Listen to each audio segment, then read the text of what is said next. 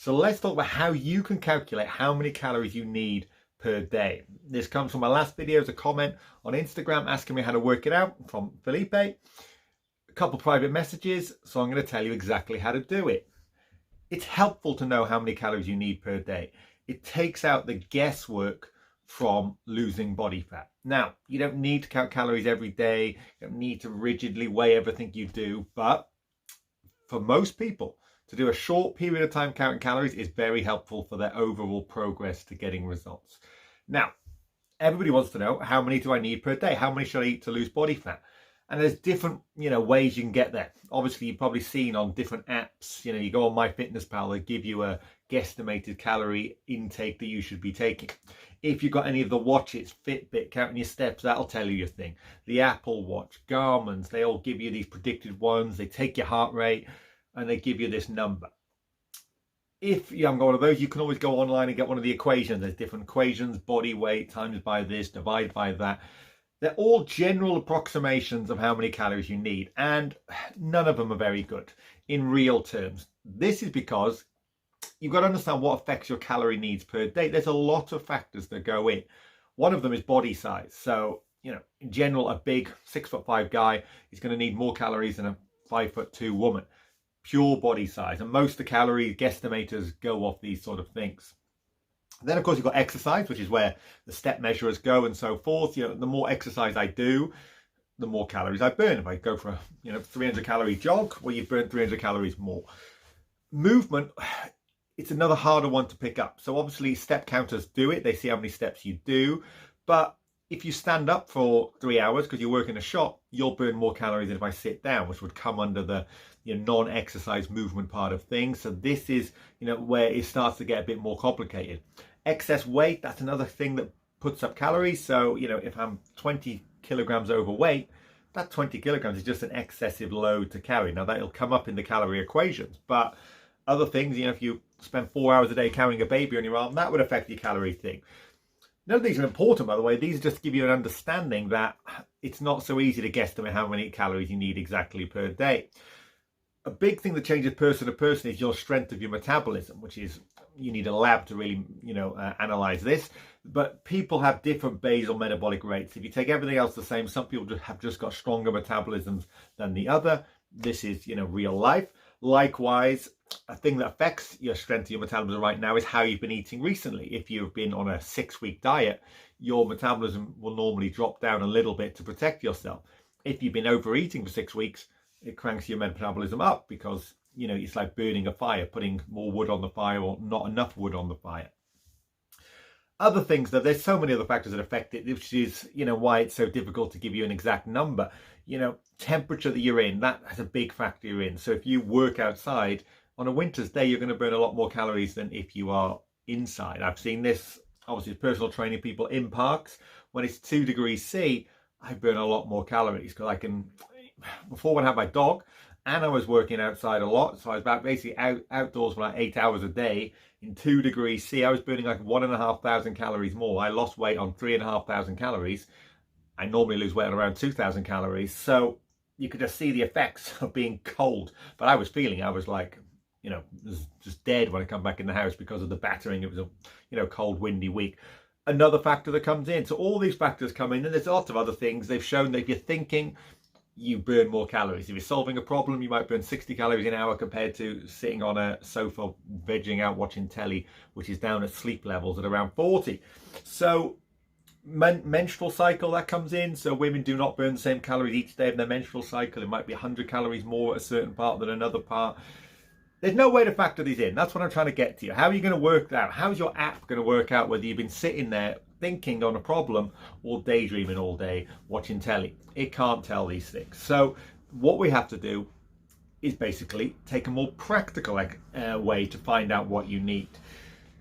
Before we get into that, I just want to understand that a lot of people have it wrong with calories. So people think that if they do an app, or we've had some super equation that says you need 1,745 calories a day or 2,050 calories a day, that if you eat 2,051 calories, you're gaining fat. If you eat 2,049 calories, you're losing fat.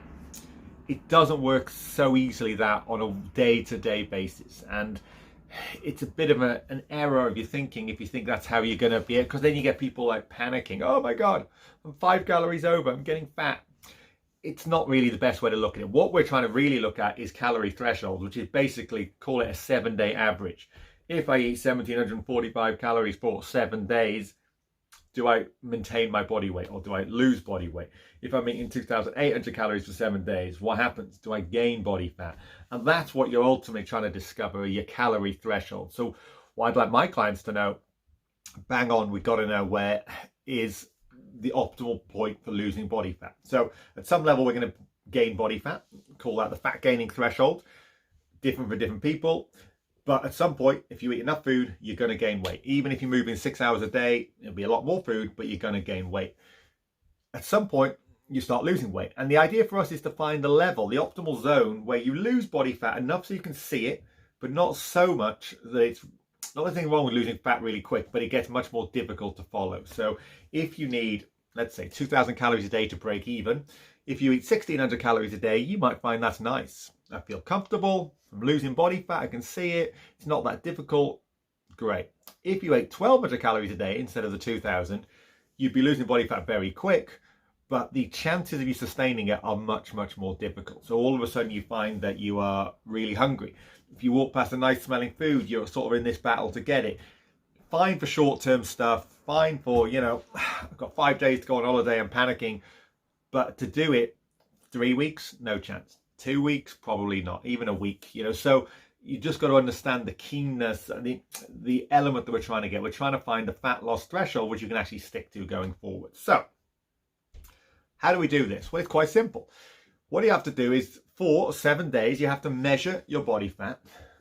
You have to measure your food intake, and you can actually try and be fairly accurate. One of the problems with calorie counting is it's been shown long term to be basically a waste of time because people are so awful at it.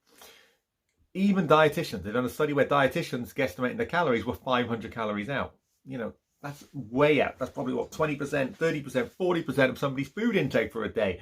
So, and they're trained to know everything in food. They've shown the more obese a person is, the more likely they are to be off with their calorie counts. I saw one study where they all said they're eating 2,000 calories. They followed them around, used reverse label water or double label water, and they were eating not 2,000 calories, but 4,000 calories. They were 100% out with their estimations. So long term, that's long-term calorie counting. But short term actually can be very powerful. Now, short term could be for 1 week. Definitely people can be very accurate there. It could be, 1 month and so forth. So what you need to do, you need two things. You need to know your overall movement and your food intake, and that will tell us basically what's going on. So for a week, this is how you get your calorie count calculated. You can get it done in 2 to 3 weeks, maybe 1 week. Let's just go with it. You weigh all your food, you measure all your food, use a calorie counting app. If you don't know how to do that, then Google a video. Then you need to sort your movement. Now, for most people, just use the steps off your phone. Every single phone, if you've got an iPhone, has got a step counter on it. With the iPhone, you can't turn it off. It's under the Heart Health app. If you're on Android, just download one. Any of the cheap free ones will do. That will give you a number. And all you're looking for is your food intake and your number of steps. Calorie intake, step number. Then you check what your body's done. So how has my body changed? You're looking at 3 main things. One is body fat. So body fat shows itself in different ways. It could be clothes. Do my clothes feel a bit looser? It could be looking in the mirror. Does my face come a bit looser? Does my waist feel a bit looser? It could be veins on your arms. Can't really see on camera, but your veins start coming further down as you begin to lose body fat. These are all signs. Weighing scales, I wouldn't religiously look at the weighing scales for my have I lost body fat conversation. I'd be looking at clothes, mirror, feel, veins, lines of shadow, this sort of thing. Rings getting looser, feet getting bonier, all of this showing signs that there is body fat coming off. Then you've got some information. Alongside that, also look at hunger and energy. So if you're starving all week and you've got no energy, that's also something to factor in. Because what we're trying to work out is this number that we get back, where is it on this scale from gaining body fat, maintaining, losing it nicely, being way too low, fast fat loss, but hard to sustain. It gives us the idea. So you get some data back. So you say, right, I'm a woman, I'm going to count my calories, and I do 1,500 calories, 10,000 steps a day. I look in the mirror and I'm like, well, I don't know. I can't really see any changes. The clothes are the same. mirror looks the same, I feel the same, there's a good chance you're probably the same. Now, some people are awful at looking at how their body fat changes. That is a problem that will mess up this whole process. If you're working on your own, I don't really know a way around that. If I'm, with my clients, I measure people and so forth, so I can see people. It's easier done. But you take that as written. So then you go, right, 1,500 calories. I didn't feel hungry, had fine energy. I can't see any changes. Let me see. That's week 1 done. Next week 2, I'm going to keep the movement the same. I'm going to drop that down. Let me drop about 150 calories. Now I'm on 1,350 calories. Again, accurately measure your food, stick to it. At the end of that week, see what happens. Then you'd be like, oh, right, now things are beginning to change. Things are not beginning to change, whatever it might be. And within 2 weeks, you should be able to find a fat loss zone. Now, you may go the other way. Perhaps you're a guy and you need 2,000 calories a day, but we don't know that yet. And you just say, I need 2,000 calories a day. My girlfriend's eating 1,300 calories. I'm going to stick to what she's doing. And all of a sudden, after a week, well, first of all, 3 days in, you're already starving hungry. You have some awful training sessions because you've got no energy sometimes. But at the same time, by Thursday, you can see that you're losing body fat. By Sunday, you can see after a week of it that you're definitely thinner all over. The second week, what I'd probably do is put the calories up. So you're on 1,300, you were starving hungry, you've lost loads of body fat quickly. It sounds too low. Not that there's anything wrong with that, but I just don't think you're going to be able to stick to that for very long. So then you say, right, let me stick this up. 1,300, I'll jump it up by 200 calories, 1,500, and you repeat it again. And most people can get their numbers within 2 to 3 weeks. This ongoing thing that people think that how to lose body fat is the difficulty, when almost anybody could discover their numbers within 5 weeks. So, say you're a woman and you need to be around the 1,400, like the last example, to lose body fat, and you start off with 2,000 calories in a week. Well, I'm going to try 2,000 calories the first week. God, I swear all the clothes are tighter. I feel bloated. I feel sluggish. Then you just start dropping down. Next week, 1,850. Nothing's changed. Next week, 17. Next week, 60. It would take you 5 weeks before you got down to that fat loss zone. So this whole thing about, it's hard to find out what it is, this mysterious thing of fat loss, it's just a bit of a lie. What is difficult about fat loss is the fact it's blooming hard to stick to once you know what you're doing. So, I get most of my clients to know their numbers pretty quick. It's not, if anybody who works with me, we will find out how many steps we need to do and how much calories to eat fairly quickly.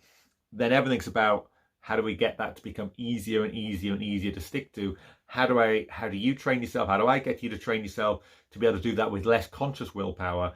And that's the main focus of getting results. It's not this big mysterious process of how to do it. It's the behavioral side of it that gets the results. So that's how I'd say to calculate calories. It takes a bit of time, a bit of accuracy. Never counted calories before. It can be absolutely life-changing.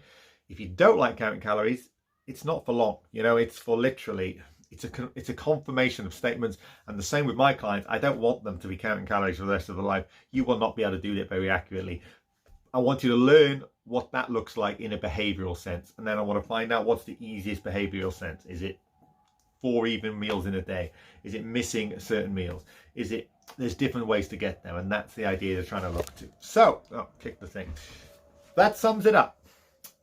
Comments, questions, throw them at me. If you want me to answer any other question about anything else, just put a comment in the thing or private message me.